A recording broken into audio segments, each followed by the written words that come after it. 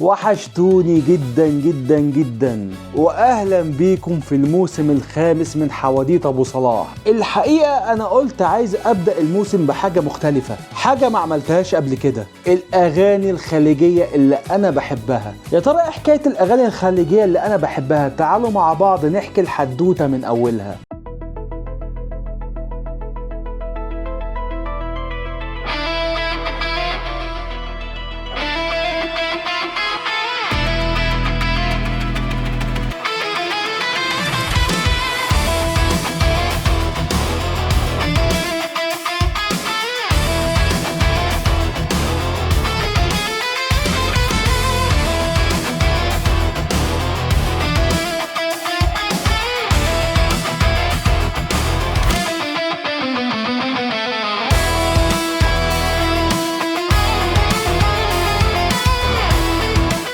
قبل ما نبدأ الحلقة عايز احكي لكم حدوتة بسيطة. في بداية القرن العشرين تحديدا في العشرينات والثلاثينات ظهر المطربين الخليجيين اللي سجلوا صوتهم لأول مرة وغنوا للناس بشكل واسع. شوف هقولك على حاجة، قبل الميكروفونات والاستوديوهات المحلية الفنان الخليجي كان ممكن يشد الرحال لبغداد او بومباي عشان بس يسمع الناس صوته او حتى يسجل اسطوانة. مين بقى اول فنان خليجي سجل صوته على اسطوانة؟ الفنان عبد اللطيف الكويتي، والكلام ده كان سنة 1927. سافر بغداد وسجل 10 اغاني لشركة لبنانية كان اسمها بايدافون. يا باشا انت متخيل الحدث؟ صوت خليجي اول مرة يتسجل وهيتوزع على الناس. نجاح الاسطوانة دي خلى شركات تانية تخش المنافسة وتسجل لمطربين خليجيين تانيين. يعني مثلا من الفترة من 1929 ل 1930 اتسجلت اسطوانات للمطرب البحريني محمد الزويد. ده كان تلميذ مين بقى؟ الاسطورة البحرينية محمد بن فارس، اللي سجل لنفسه اسطوانة هو كمان سنة 1932، وكانت لشركة في بغداد اسمها صوت السيدة. بس لغاية دلوقتي مفيش اذاعة، يعني مفيش راديو، لغاية سنة 1951 لما تم افتتاح الاذاعة الكويتية. الكويت كانت سباقة في كل حاجة وكانت منفتحة ثقافيا، وظهر جيل جديد من الفنانين، والستات كمان بقوا يغنوا في الافراح الكويتية القديمة. كانوا ساعات يغنوا وهم مغطين وشهم او يلبسوا لبس رجالي عشان يحيوا الفرح. ولكن اول مطربة خليجية وقفت على المسرح وغنت مين بقى؟ الفنانة الكويتية عائشة المرطة.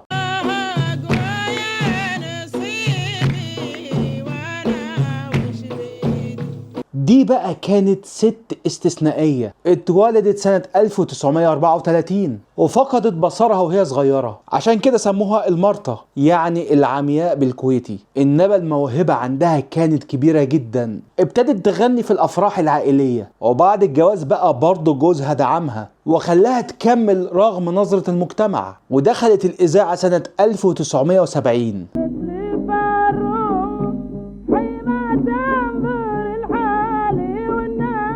بعدها طلعت على المسرح في مسرحية غنائية والجمهور شجعها جدا، وغنت أغاني جميلة جدا، يا ناس دلوني ومنسية. حتى أم كلثوم نفسها غنت معاها دويت. لقبها إيه بقى؟ إيديس بياف العرب. تعتبر عائشة المرطة هي اللي فتحت الأبواب للمغنيات الخليجيات إن هم يروحوا يغنوا على المسرح. وسنة 1960 ظهر صوت سعودي هيغير تاريخ الأغنية الخليجية، الفنان الكبير طلال مداح. قلبي ما تحكم عليا أسمع حياتي. طلال مداح ده يعتبر هو ابو الاغنية السعودية الحديثة، موهبة فذة لدرجة ان هم سموه صوت الارض. وسنة 1961 الاذاعة السعودية عملوا برنامج كان اسمه مسرح الاذاعة. عزيزي المستمع، عزيزتي المستمعة، الكلمة حروف تتجدد وعطاء يتشكل في أفئدتنا. البرنامج ده بقى طلع منه أغاني وطنية لسه عايشة لغاية دلوقتي، زي أغنية وطني الحبيب بتاعة طلال مداح. روحي وما ملكت يداي فداه. بعديها بسنة بقى حصل حدث كبير، أول حفلة غنائية جماهيرية في تاريخ المملكة سنة 1962. الملك سعود رجع من رحلة علاج، عملوا له بقى احتفال رسمي، طلع فيه مين بقى؟ طلال مداح. غنى على المسرح قدام الجمهور أغنيته الشهيرة وردك يا زارع الورد. صبح صباح الخير. ودي كانت لحظة مفصلية، لأول مرة فنان سعودي يغني على مسرح. في السبعينات بقى الموضوع اختلف، طلال مداح كان لسه نجم النجوم وغنى تحف في الفترة دي زي أغنية مقادير اللي تعتبر من أفضل أغاني طلال مداح في تاريخه.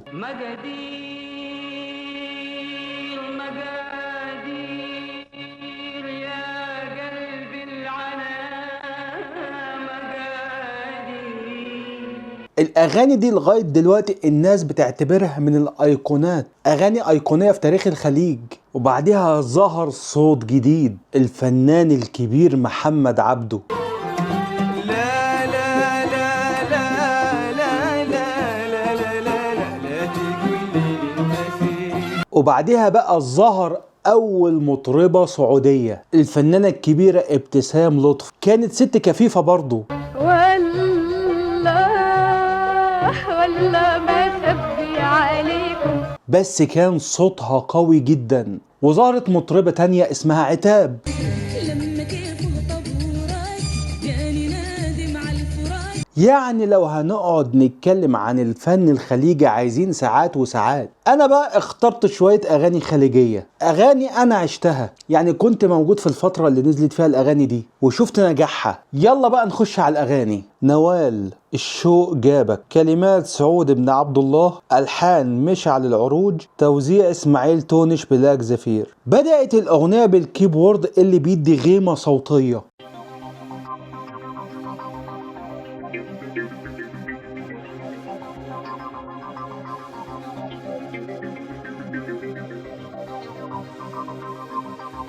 هتلاقي برضو الكمانجات هادية في البداية مع الناي.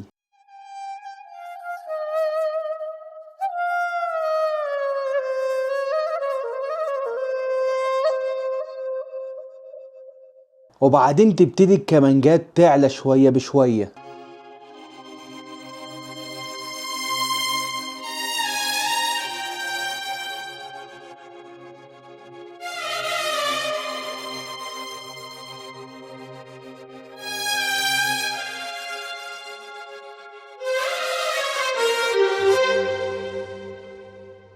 زي ما يكون المشاعر في المزيكا بتخش واحدة واحدة مع ضربة جيتار خفيفة. الضربة دي هي تمهيد لصوت نوال لأنها داخلة على مقام النهوند، دخول هادي كده.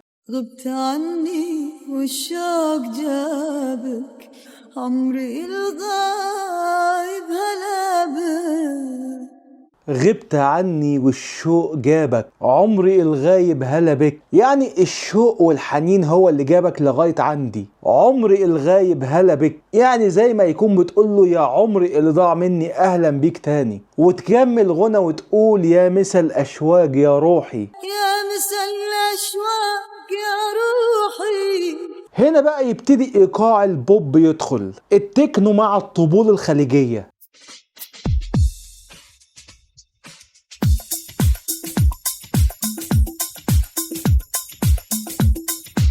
يا مسا الأشواق يا روحي، الهوى يسأل جروحي، غبت وين الناس قولي، انت وينك قولي وينك. يعني انت غبت عني ورحت فين، زي ما يكون بتقوله ايه الغيبة دي كلها. هتلاقي بقى تحت الغنى الكمانجات شغالة.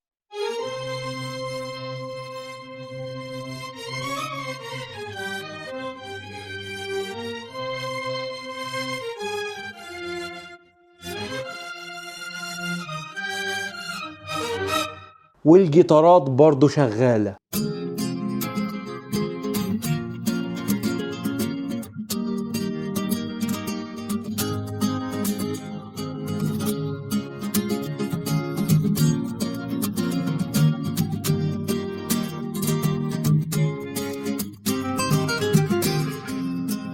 بس مش بتزاحم الصوت، الموزع هنا عايزك تركز في الغنى مع صوت نوال. وبعدين يخش الفاصل الموسيقي، آلة الترومبت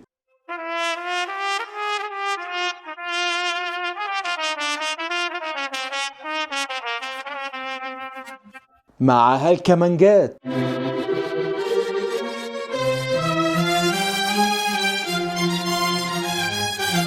وبعدين تخش المزامير الخليجية،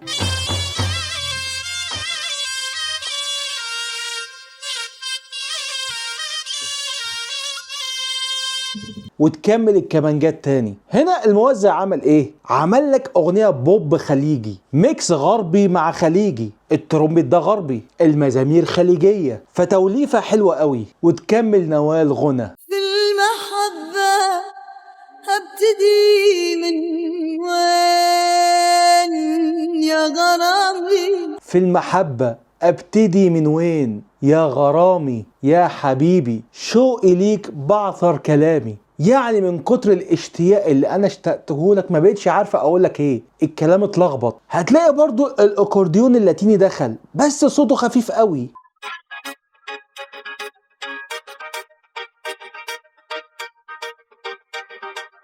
عشان ترد على الجيتارات اللي شغاله برضو عمل لك جو لاتين.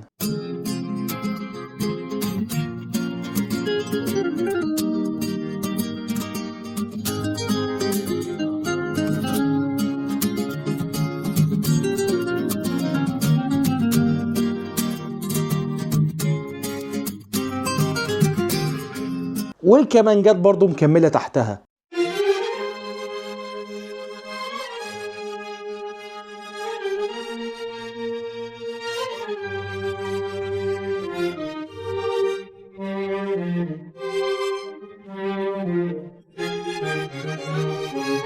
ويخش صوت تاني، صوت الملحن نفسه مش على العروض. قول لي يا خلي من اللي ياخذك مني، قول لي يا خلي مين اللي ياخدك مني، وانا اللي توقف ايامي في بابك في غيابك يا حبيب روحي. ده سؤال استنكاري، زي ما يكون بيقول لها مين ده اللي هياخدني منك. هو بيرد عليها في الاغنية دي. برضو تحت منه الجيتارات شغالة، برضو الجيتار الايقاعي.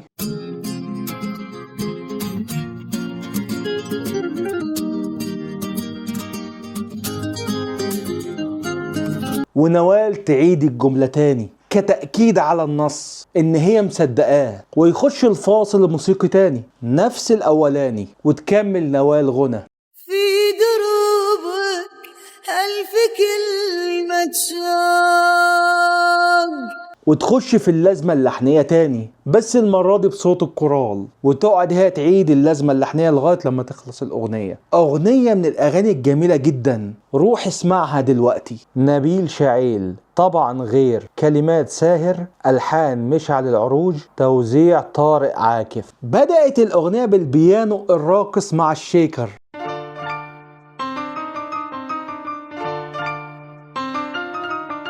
افتتاحية خفيفة في البداية، بس البيانو هنا بيلعب جمل قصيرة جميلة جدا. طبعا مين اللي عامل ايقاع في اول ثانية؟ الشيكر. ايقاع خفيف كده مع دخول التخت الشرقي.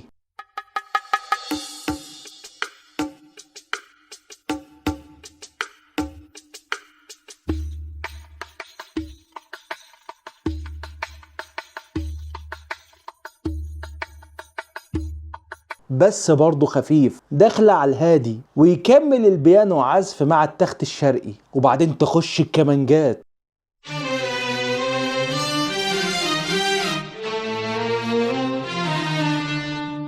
هنا الموزع بيعمل لك تمهيد، كل آلة تخش بعد اختها تقول لك انا موجودة. وبعدين يخش ايقاع المقسوم القاعد.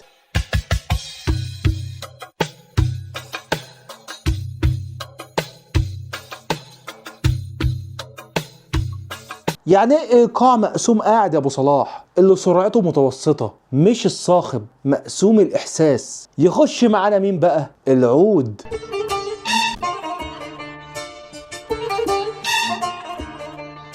وضربات خفيفة من الجيتار. الضربات دي امتى بقى؟ بعد كل جملة من العود.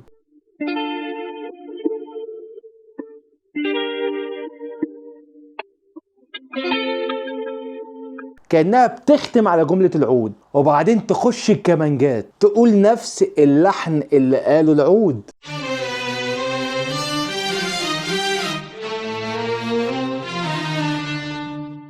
العود بقى تحتيها كأن هو اللي بقى سنيد ليها. يعني الجملة اللحنية بتتقدم لك بأكتر من آلة عشان تثبت في دماغك وتحفظها، وهو برضو بيلونها لك. وبعدين كلهم يسلموا القيادة لمين بقى؟ الأكورديون، أكورديون الدلع الشرقي.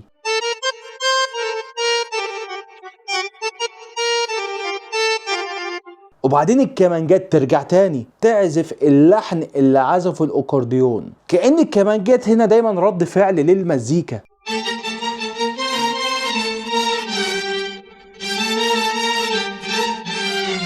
وبعدين يخش نبيل شعيل يغني. هنا كل حاجة بتهدى. هيخش يقول موال: حبيبي أنا قبل ما أشوفك والقى أماني. ليه كل الإيقاعات هديت؟ علشان يكون الصوت هو البطل. نبيل شعيل بقى داخل بموال مش علشان يستعرض صوته، هو داخل يفضفض أو يحكي. يبدأ الغنى بكلمة حبيبي كأنه بينادي عليه، أو الكلام موجه ليه هو شخصيا. أنا قبل ما أشوفك وألقى آمالي وأحبك وأنسى أحزاني. هنا هو بيكلمها عن فترة الماضي. وانسى أحزاني أحزاني وأنسى أحزاني أحزاني. يكرر كلمة أحزاني مرتين. ليه بقى؟ تأكيد على الوجع القديم، كأنه من غيرها زمان كان تعبان جدا. تحت منه مين بقى؟ العود بيسند معاه، والكمانجات بترد على كل جملة هو بيقولها، والقانون موجود بس خفيف قوي.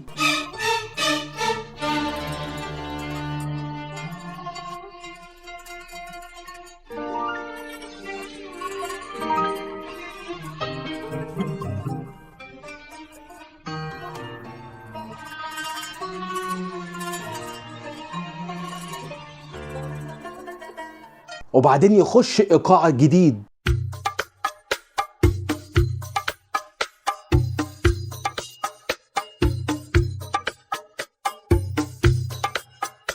كان الحب في حياتي يا حياتي خوف وألم.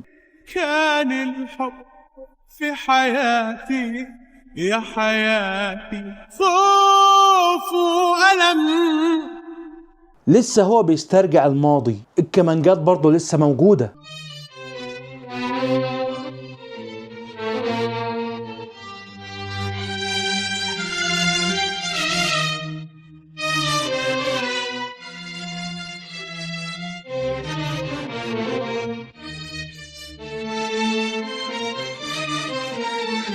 هي القائد في الأغنية دي. وبعدين نبيل شعيل يقول أهات وآه عادها أكتر من مرة. هنا الأهات دي مش طرب ومش استعراض، كأنه بيفضفض. الكلام خلص، ارتاح بعد ما طلع الكلام ده كله. وبعدين يخش في اللازمة اللحنية الأيقونية. يبتدي يخش بقى المقسوم الراقص.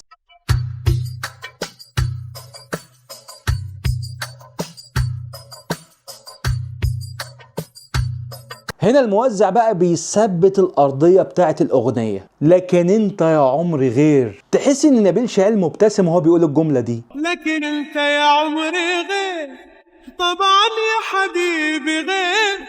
طبعا يا حبيبي غير. بيأكد لها ان هي غير. احساسك خلى الدنيا وشكل الدنيا في عيني غير. هتلاقي بقى الكمانجات شغالة يونيسون ورا نبيل شعيل. يعني ايه يونيسون ابو صلاح؟ بتعزف معاه نفس الجملة اللحنية اللي هو بيغنيها.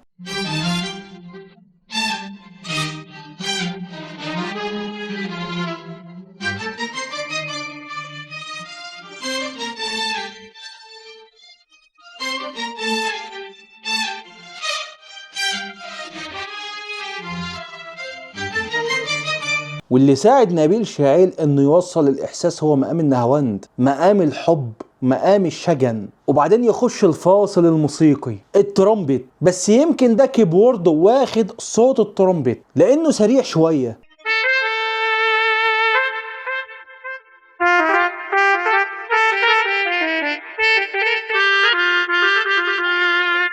مين بقى اللي داخل معاه؟ الله ينور عليك، الكمانجات اللي مش سايبة الأغنية من أولها.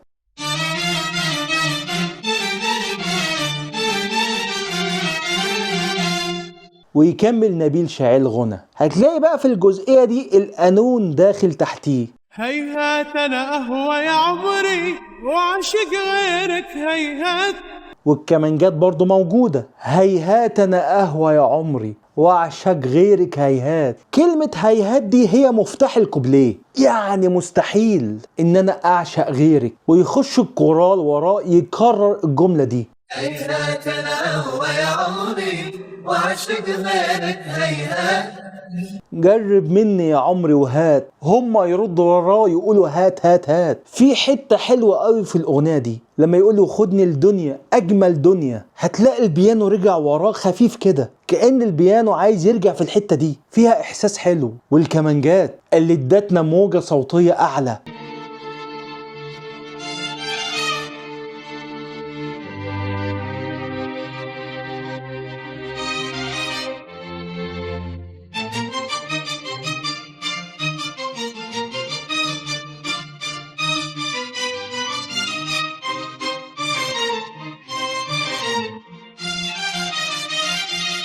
جو حالم. اثبت للناس الغير انك يا حبيبي غير. اغنية طبعا غير دي مش من اروع الاغاني الخليجية اللي انا بحبها، دي من اروع الاغاني اللي انا بحبها في العموم لفنان انا بعشقه، الفنان الكبير نبيل شعيل. فرقة جيتارة يا غالي، كلمات فيصل بورسلي، الحان جيتارة، توزيع رياض القبندي. بدأت الاغنية بغيمة صوتية،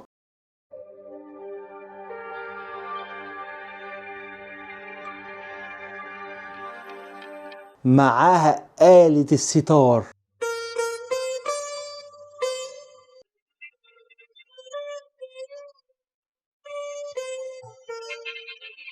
يعني بادئة بلون شرقي هندي مع صوت من بعيد بيقول يا غالي اسم الأغنية.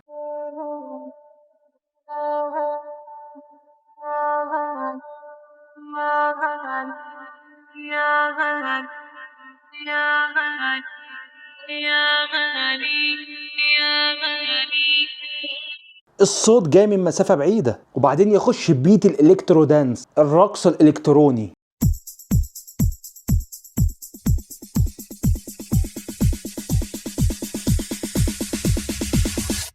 ولسه الصوت بيقول يا غالي وبيقرب أكتر، وبعدين تخش بقى المغنية رهف وتقول يا غالي انشغل بالي، يا غالي تعب حالي.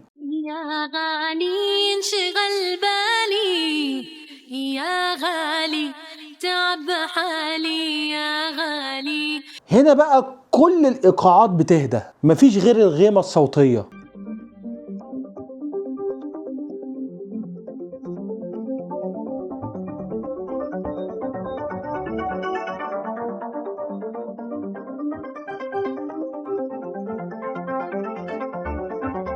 والجيتارات خفيفة، يا غالي انشغل بالي، يعني أنا بفكر فيك طول الوقت. وبعدين يبتدي الإيقاع يتصاعد،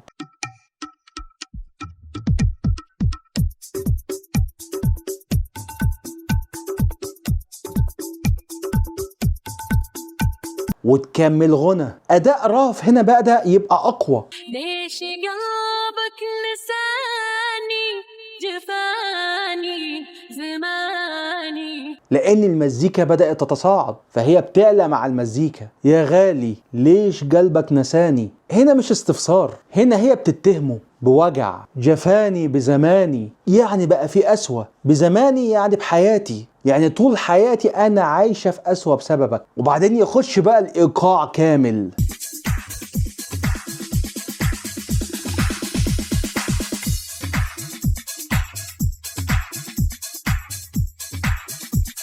مع الكمانجات.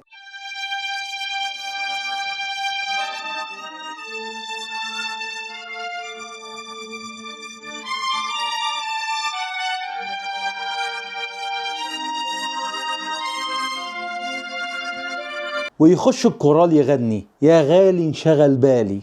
يا غالي انشغل بالي، يا غالي تعب حالي، يا غالي. طب ايه بقى دور الكمانجات في الاغنية؟ الكمانجات بتديها حس درامي، ما تبقاش الاغنية راقصة لان فيها وجع شوية، فالكمانجات هي بتخدم الوجع ده، او بمعنى اصح الدور الدرامي للكمانجات. وبعدين تكمل رهف غنى. ما صدق تغيب عني،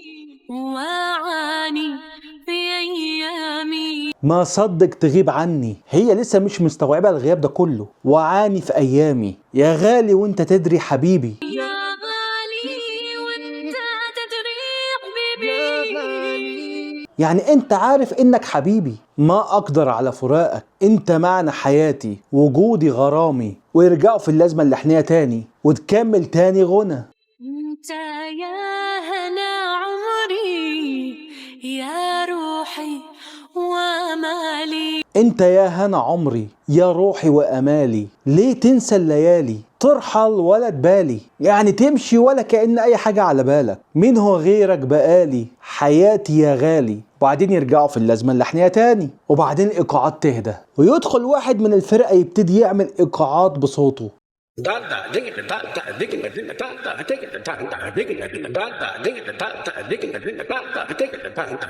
تحس انها ايقاعات هندي شويه، وترجع تاني اللازمه بتاعت يا غالي. ايه رايك في اغنيه يا غالي بتاعت الجيتاره؟ ليك معاها ذكريات ولا لا؟ اكتب لي في التعليقات. عبد المجيد عبد الله، يا طيب القلب، كلمات سالم الخلدي، الحان وتوزيع ممدوح سيف. بدات الاغنيه بالبيانو، بيرد عليه العود.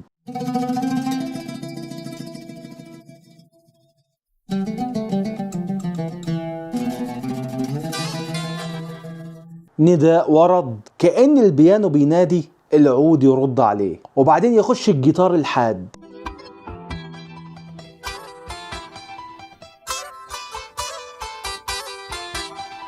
يقول جمل ومعاه البيانو لسه مكمل. ويخش عبد المجيد عبد الله يغني داخل بهدوء على مقام الكورد. يا طيب القلب وينك، حرام تهجر ضنينك. يا طيب القلب وينك. هنا نداء مباشر، هو عارف ان قلبه طيب فبينادي قلبه الطيب. استعطاف، حرام تهجر ضنينك. كلمة ضنينك دي قوية جدا، معناها الغالي عليك.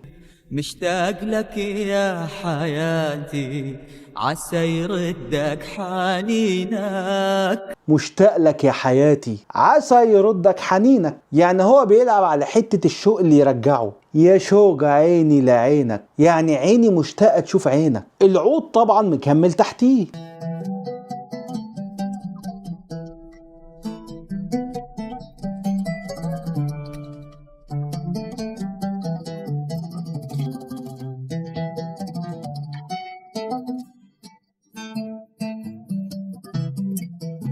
والبيانو برضو شغال.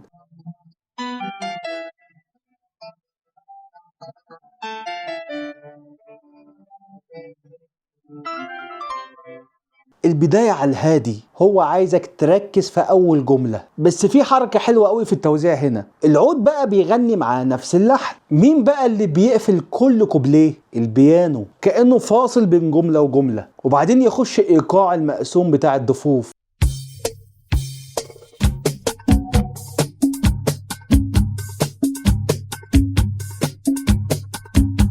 ويعيد عبد المجيد عبد الله نفس الجملة اللحنية. يرد وراه بقى الكورال، وتبتدي السقفات الخليجية تدخل، ويخش الفاصل الموسيقي.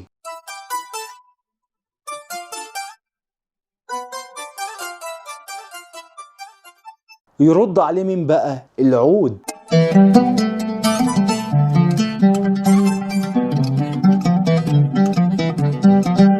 وبعدين العود ياخد القيادة ويكمل غنى. أتخيلك في المرايا، في مجلسي والهدايا. أتخيلك في المراية، في مجلسي والهدايا. المجلس هو المكان اللي هو فيه. الهدايا معناها المناسبات أو اللحظات الحلوة، زي ما يكون بيقول له أنا مش لاقيك في اللحظات الحلوة اللي في حياتي. يا شين ديك الزوايا، من غير طلعة جبينك. يا شين ديك الزوايا، من دون طلعة جبينك. يعني كل الأماكن دي بقت قبيحة من غير وش فيها أو من غير وجودك فيها. ويرجع في اللازمة بتاعت يا طيب القلب تاني، ويخش الفاصل الموسيقي تاني. اي والله اني احبك واموت واحيا بحبك. اي والله اني احبك. هنا بيقسم بالله انه بيحبه وأموت وأحيا بحبك، وحق ربي وربك أنا وقلبي رهينك، يعني أنا قلبي ملكك. ويرجع في اللازمة بتاعت يا طيب القلب تاني. الأغنية دي أول ما نزلت كسرت الدنيا، ولغاية دلوقتي الناس فاكراها وحافظاها. راشد الماجد، مشكلني، كلمات إبراهيم جمعة، ألحان حسين الجسمي، توزيع سيروس. بدأت الأغنية بجيتار حاد كده وخفيف،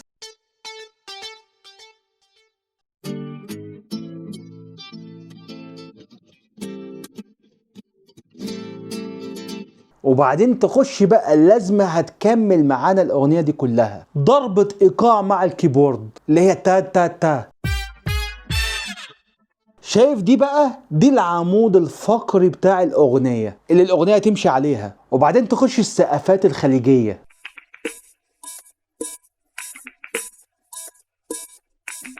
مع جيتار إيقاعي والجيتار اللحني لسه شغال.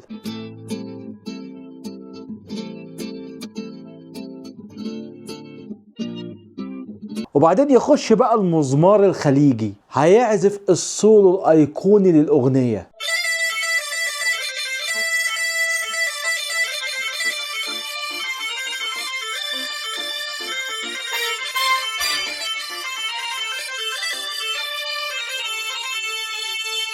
اللي الأغنية اتميزت بيه. تحت منه بقى الجيتار الإيقاعي والكمانجات بس واطية شوية، والكيبورد مكمل في الضربة الأيقونية. ويخش الإيقاع الخليجي مع دخول الكورال وهو عمال يدندن. مش عارف ليه الدندنة دي نفسي أسمعها بصوت حسين الجسمي. يدندن اللي دان دان واويلو، ابعد عن الشر يا عمري وغني له.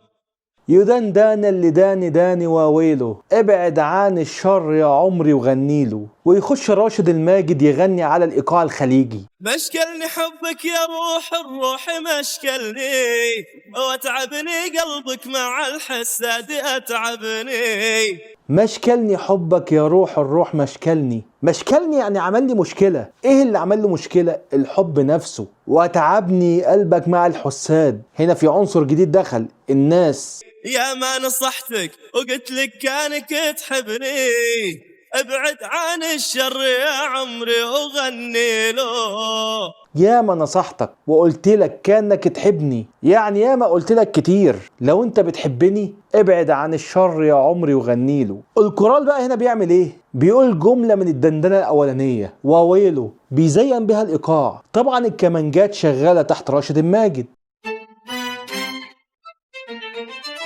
ويخش الفاصل الموسيقي، المزمار الخليجي يرجع تاني اللي بدأنا بيه الأغنية. يرد ورا مين بقى؟ الكمانجات والعود، يقولوا نفس اللحن بتاع المزمار.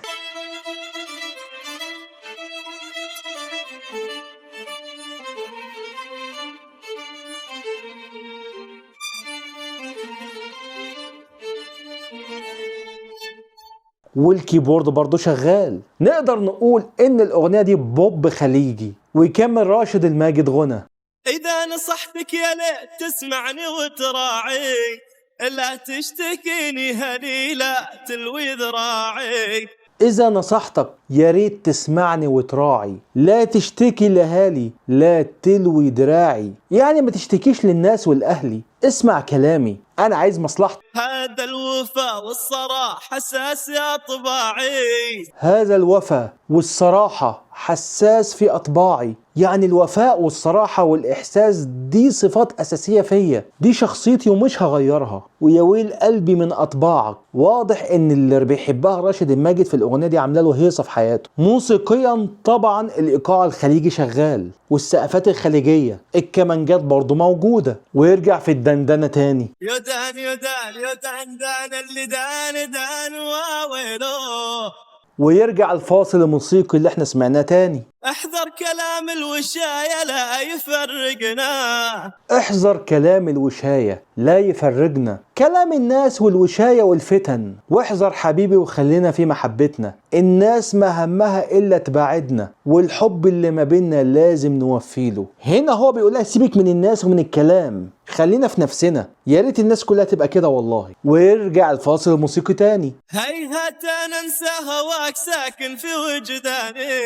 هيهات هات انا انسى هواك ساكن في وجداني، ده كوبليه جديد. الاغنية دي فيها 3 كوبليهات، 3 فواصل موسيقية. الاغنية كلها بتتكلم عن كلام الناس، وان الناس لازم تسيب الناس في حالها، وان احنا ما نهتمش بكلام الناس. طلال سلامة، راضناك، كلمات علي الفضلي، الحان وتوزيع دكتور يعقوب الخبيزي. بدأت الاغنية بالبيانو، بيانو هادي كده،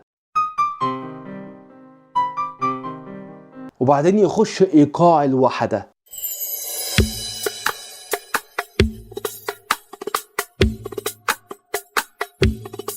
معاه الكمانجات،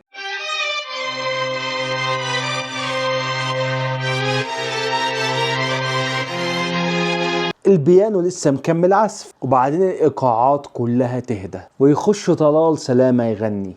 رضا والله ورضيناك، رضا والله ورضيناك، دلع حتى ودلعناك، كافي لا تزودها، كافي لا تزودها، لو ندري ما زعلناك. هنا بقى هو مش بيتهمه، ده كشف حساب. انت زعلت، رضيتك، دلعتك، ما تزودهاش بقى. تحت منه هتلاقي الكمانجات شغالة بتعزف معاه نفس اللحن اللي هو بيغنيه.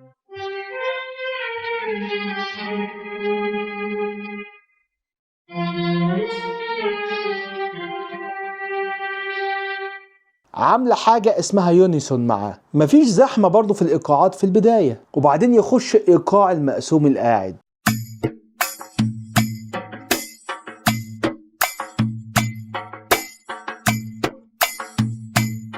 ويكرر الكوبليه تاني. هتلاقي بقى تحت منه الكمانجات شغالة.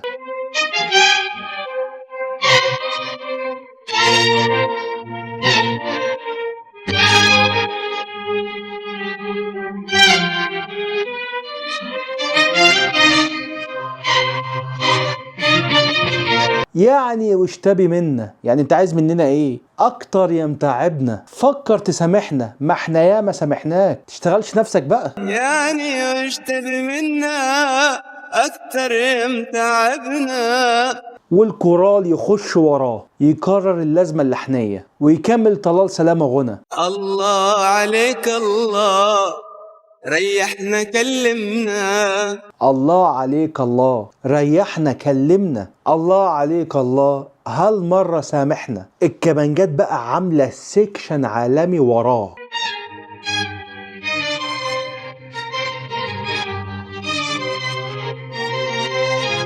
ويخش الفاصل الموسيقي، الكيبورد،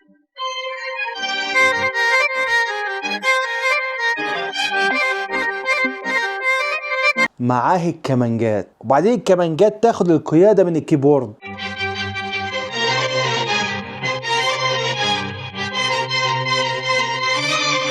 ويكمل طلال سلامة غنى. يكفي لا تجافينا، تاخذنا وتودينا. يكفي لا تجافينا، تاخدنا وتودينا، غيرك ما ترجينا. يعني احنا عمرنا ما تحايلنا على حد الا انت ترجيناك. هو واحد تقريبا قعد 2 3 او يوم كامل يصالح في حبيبته، بس مفيش فايدة، محجرة دماغها، ويرجع في اللازمة اللحنية تاني، يعني واشتبي منا، ويخش الفاصل الموسيقي تاني نفس الاولاني، ويكمل طلال سلامة غنى. هي كلمة وقلناها نبيك اليوم تنساها. أغنية من الأغاني الجامدة جدا جدا جدا. حسين الجسمي، الشاكي، كلمات محمد الشريف، ألحان وتوزيع محمد إبراهيم. الأغنية دي بقى عجيبة وغريبة، من أروع أغاني حسين الجسمي في تاريخه. بدأت الأغنية بالكمانجات،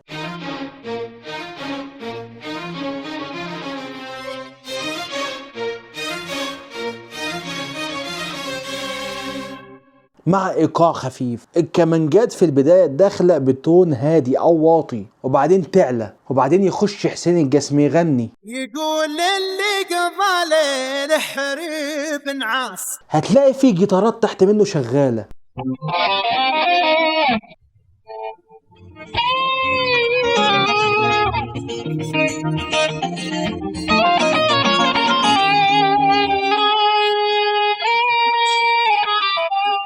يقول اللي قضى ليلة حريب النعاس، يعني واحد قعد طول الليل بيحارب في النعاس مش عارف ينعس أو ينام. الشاعر هنا عامل صورة غريبة كأن الشخص في حرب مع النوم. جفاه النوم ما غضب الانعاسي، جفاه النوم ما غفى بالانعاسي. جفاه النوم سابه ومشي. ما غفى بالانعاسي. الانعاسي هنا هو بداية النعاس، يعني حتى بداية النعاس ما بيجيلوش. حليف الهم بات بخاطره وسواس، حليف الهم بات في خاطره وسواس. حليف الهم بقى الهم حليفه وصاحبه في خاطره، يعني في قلبه او دماغه او عقله افكار ووساوس كتير. هو الناتة تهد الشامخ الراسي، والناتة تهد الشامخ الراسي. والناتة اللي هو الأنين أو الوجع. الشامخ الراسي اللي هو الجبل، يعني أنينه يهد الجبل. وبعدين يخش الإيقاع الخليجي.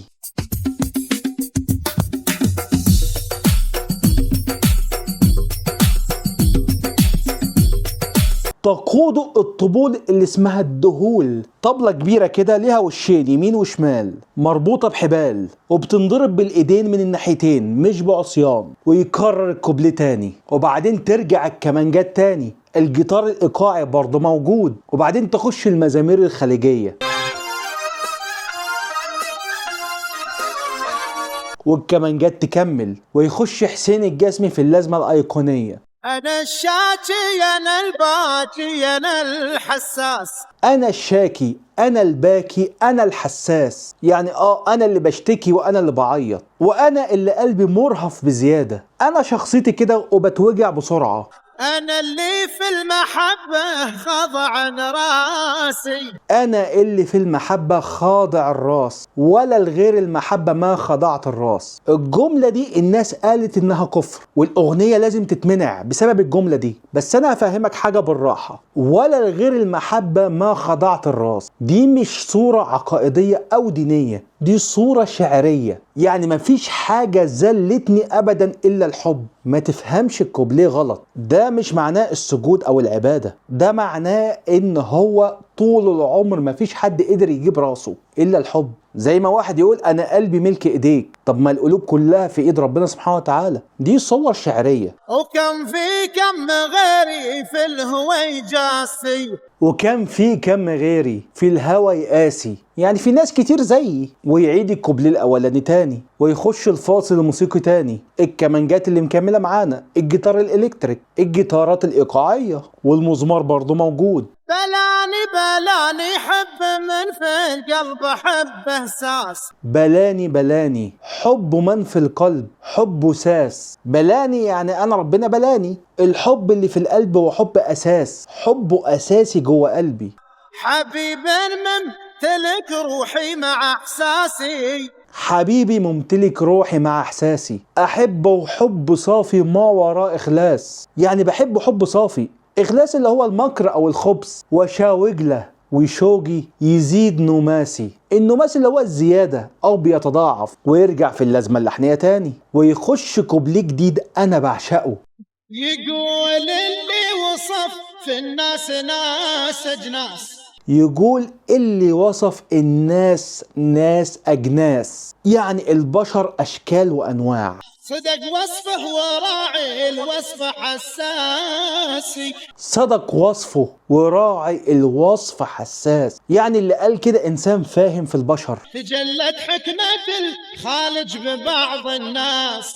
تجلت حكمة الخالق ببعض الناس. وسبحان الذي فند بالأجناس، يعني سبحان اللي وزع الطبايع على الناس. شوف بقى الحتة دي عبقرية قوي. الشاعر هنا بيبرر وجعه، يعني زي ما يكون بيقول مش كل الناس تعرف تحب زيي. في ناس ما بتنجرحش، في ناس ما بيفرقش معاها. انا بقى شاكي وباكي وحساس. يا اخي ربنا خلق ناس كتير جدا مختلفين. اغنية من اروع اغاني الجسم في تاريخه. قولوا لي بقى رأيكم في الاغاني اللي انا اخترتها دي. اتمنى كده الموسم الجديد يكون فتحة خير عليا. اشتركوا في القناة وما تنساش اللايك. وهي دي يا سيدي حكاية الاغاني الخليجية اللي انا بحبها. كان معاكم احمد صلاح، سلام عليكم.